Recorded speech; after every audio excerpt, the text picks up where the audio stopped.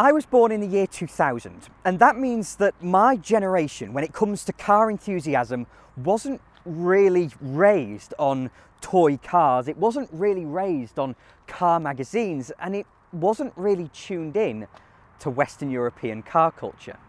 Instead, my entire generation, all the kind of people around my age, were raised by Gran Turismo. And on Gran Turismo, you could not drive, at the time, Ferraris, Lamborghinis and Porsches. Instead, the breadth of the 720 odd cars on Gran Turismo 4, the vast majority of them were Japanese cars. And so everybody of my age is obsessed with Mazda MX-5s, with March Super Turbos, with Imprezas and Evos, and of course, Nissan GTRs. And this month at Manor Park Classics, we have this R35 Nissan GTR. And I wanted to do a video piece on this car in particular, because today one of my dreams is going to come true. When I was 7, 8, 9 years old, me and my friends all sat around in school thinking about, talking about, and drawing these very cars. You could keep your Ferraris, Lamborghinis and Porsches, etc., because they just didn't quite register the story of a new Nissan GTR, and all the engineering that sits beneath is what set our pulses racing in the mid to late 2000s. So before getting in and going for a drive, I want to talk a little bit about the history, a little bit about the engineering of this car, and also how it came to be, how the old Nissan Skyline GTR morphed into this specialist one-off kind of supercar.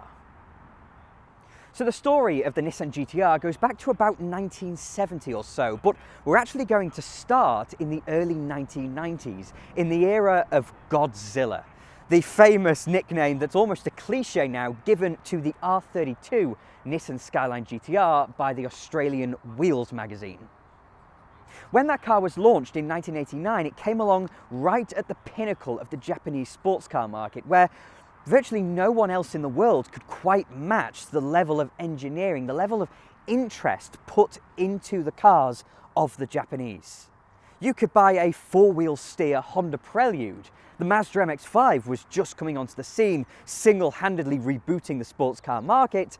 And of course, you could buy a Nissan Silvia, or a step up, now an R32 Skyline GTR. Under that car's bonnet and the consecutive R33 and R34 generations was a big 2.5-ish litre RB straight 6 with some serious turbocharging and, of course, four-wheel drive. The GTRs were so dominant in road racing in that kind of time period and were so well loved by reviewers that they became iconic within their own lifetimes. And so by 2002, when the R34 GTR was canned, people were yearning for a new GTR. And the fact that the all-new Skyline sold in Europe as an Infiniti did not have a GTR model, and the fact that it used a new V6 engine turned people away. People were shocked, people were saddened at the loss of this formula that had only really been around for 13 years. So before 1989, we have a bit of a gap, and then we get back to the early 1970s, where we had two consecutive generations of original Skyline GTRs. We have, of course, the Hakosuka and the Kenmeri Skyline GTRs, and they as well had straight six engines, and this time rear-wheel drive, of course, because it's that kind of era. Naturally aspirated and quite small in capacity, those GTRs became slightly iconic in their own era in the early 1970s, but due to cultural differences, due to the way the world was set up in the early 70s, those cars didn't really register in Europe. Instead, it's only in retrospect that people of my kind of age look back at those cars and say, weren't they fantastically cool? It was only in the 1990s that the kind of GTR bandwagon rolled into Europe in its pomp. So in 2002, when the R34 Skyline GTR was finally canned, it left a serious hole in the Nissan range. But I would also say that the entire Japanese car industry at the time, due to economic troubles, was looking away from the performance cars, was looking away from the cars that gave them such an enviable reputation in that decade of the 90s. just at Nissan, we'd also seen the death of the Nissan Silvia in 2002. The likes of the Mitsubishi 3000 GT, the Mitsubishi Eclipse, the sheer speciality of the original Honda Civic Type R. And of course the Honda NSX was withering on the vine, and the GTR just topped all that off. The fact that the GTR ended in 2002 was not really a surprise to anyone that was around at the time, more just a sad fact of modern life. But everybody already knew that Nissan were working on something new, because at the 2001 Tokyo Motor Show they showed this concept, a car that looks very much like the final R35 GTR. Certainly it has a few GTR hallmarks here and there, in that it's supremely muscular in its stance, and of course it has the iconic quad rear taillights. But that concept shown at the Tokyo Motor Show was clearly not a new Skyline GTR. The Skyline was a very popular Japanese saloon car of that period, and of course it remains today, although they've never really been sold in Europe, the standard Skyline saloons. Instead, Nissan wanted to pull it away from that kind of genre, pull it away from trying to compete against European premium super saloons. The Skyline GTR, whether it liked it or not, was competing against the BMW M5 and Mercedes AMGs, at least against European competition, though it was very rare over here, as I said. And Nissan decided that the future of the GTR was to pull away from the Skyline range and was to move itself from super saloon into supercar. And it would have been very easy for Nissan here just to drop the lot and instead create some kind of two-seat, mid-engine, four-wheel drive sports car to go really Ferrari and Lamborghini chasing. And certainly what resulted did, in a way, compete against those cars. But in the greatest of Japanese traditions, this was going to be a supercar you could use every day. So a little bit like a Porsche 911 in Europe, but more like a Honda NSX, for example, you could take what became the R35 Nissan GTR, you could put children in the back, and you had a proper boot through which to travel with things. So see this less as just an out-and-out supercar, but certainly not a super saloon, and instead as a hybrid, half supercar, half Grand Tourer. The kind of supercar that you could go out and buy and justify to your friends and family. So we're going to start with the style of this car, and in a slightly incoherent way, I think this shape somehow relates itself to the old Skyline GTRs. As I said, that's incoherent, and maybe it's just my brain telling me that it looks like a GTR because we've lived with it for 16, 17 years now. Apart from, of course, the big wing on the back and the quad tail lamps that I've already mentioned. But what is absolutely certain is that it's very Japanese in its style. In this period, the Japanese, and I think actually they still do follow this path a little bit, they aren't afraid to be very, very bold with their designs. Clearly this car has been designed very carefully, but it's not designed to be pretty. It's designed to be functional, and the form follows that function, but it leads to quite a snarling, very, very aggressive looking car. And as I said, I absolutely love it. Then there's under the skin, and away was the straight-six RB engine of its predecessor. It was an old engine by this point, and it really could not be carried on. And so Nissan, with their passenger cars, were switching to a V6, the VR V6 to be exact, and that is the basis of the engine used in this new GTR. Now, a V6 is not quite as smooth as a straight-six, and I don't think it sounds quite as good either. But the reason people started to switch to V6s is because they're more compact. They're much more compact, and that means that the engine can sit further back in the chassis of this car. And then for even better weight distribution, the gearbox, the dual clutch transmission of this car is not sat behind the engine as would be usual. Instead, the transmission is sat at the back. It has a rear transaxle, this car, leading us to a weight distribution of, I think, about 54% front, though I might be incorrect on that, so do please just correct me. But with that rear-mounted transmission, we retain four-wheel drive. And that means that there's a lot going on in terms of prop shafts and linkages under the centre of this car. So there is quite a lot of complexity going on here, and these are like 1800 and 1900 kilograms. So they're very very heavy cars. But of course, it's designed to take that weight. It is designed to sit with this very, very center biased weight distribution. And that VR V6 here has been specially tuned and hand built.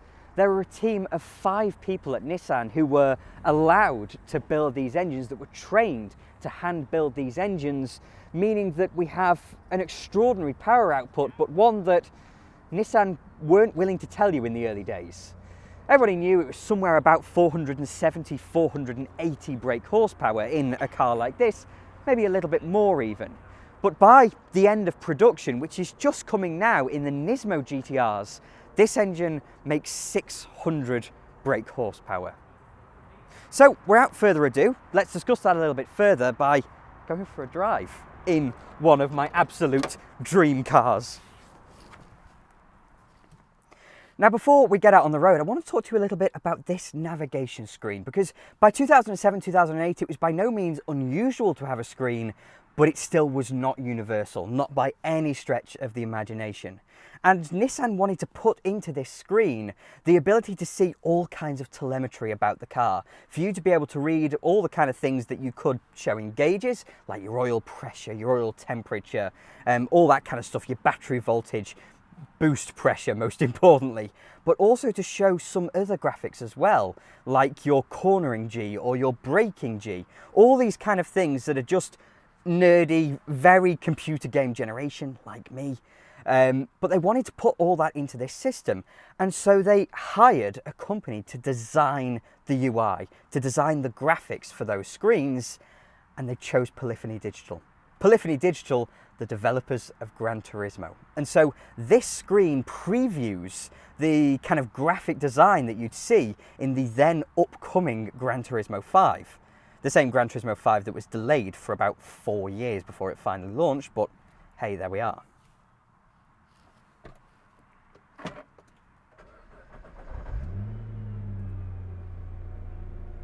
There is a smoothness to this car as it starts, but a distinct muscle to it. You can tell that this engine, though being a nice silky 6-cylinder, still has some serious power behind it, some really, really quite serious power. So, because of, you know, my kind of age and the people I was around, etc., I don't think I knew that this car was coming out, or that this car had already come out when it first did back in 2007. I think what probably showed me this car was Top Gear, when a certain Mr. J. Clarkson decided to fly across Japan and beat a bullet train somewhere with a bandana on his head while shouting at the incomprehensible sat-nav, etc. And so I think that's what kind of got me into this car. You know, what kind of made me knowledgeable about it before eventually being able to say, oh my word, that's just ace. So I think you knock it across into manual like that. There you go. We get the paddles going. Love the steering wheel with all kinds of buttons on it.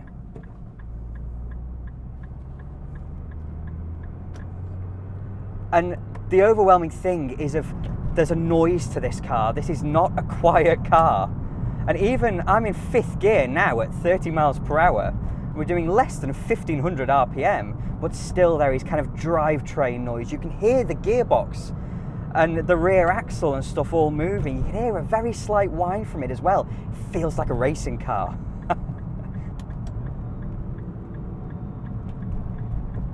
And of course I've got my transmission oil temperature, etc., my boost level, engine oil pressure all on that screen in the middle. Let's give it a little squirt up here. Yeah, it gets going. It does get going.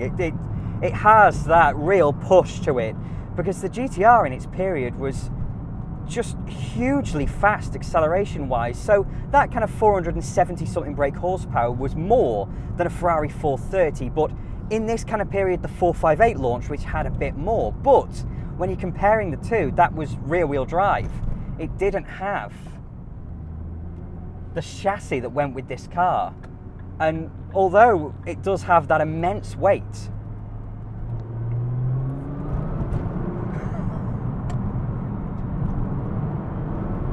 yeah, it's quick. It's very quick, but we're on public roads, so we shan't be stupid. But yeah, there's so much kind of inertia in the noises that this car makes. You can hear the turbochargers coming in, just the whooshy noises to it all, and the transmission putting down its power. Now the gearbox is a little bit slower than I expected it to be. It doesn't shift quite so quickly. But these are the early days of the dual clutch transmission, when things were not so forthcoming in the motoring world. Yeah, this is a total childhood dream of mine come true.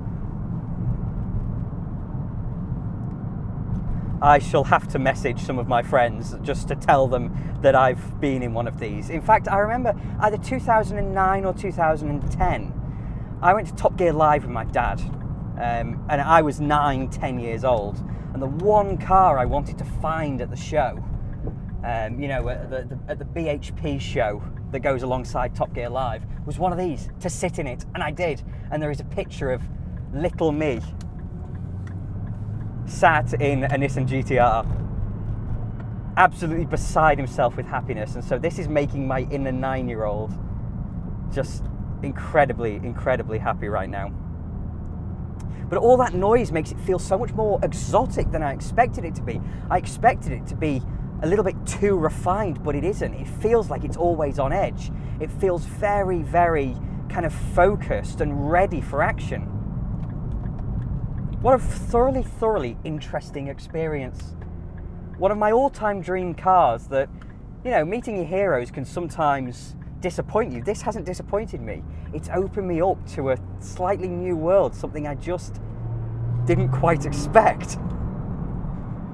Oh, it's too fast for the roads, it's too fast for the roads. That's when it's not breaking Jeremy Clarkson's neck at Fuji Speedway, of course, but yeah, what a thing, what a thing. So if you're interested in this car, if you are like me and your childhood was all about Japanese sports cars, then do please follow the link in the description. Head over to our website and have a look at this car for yourself.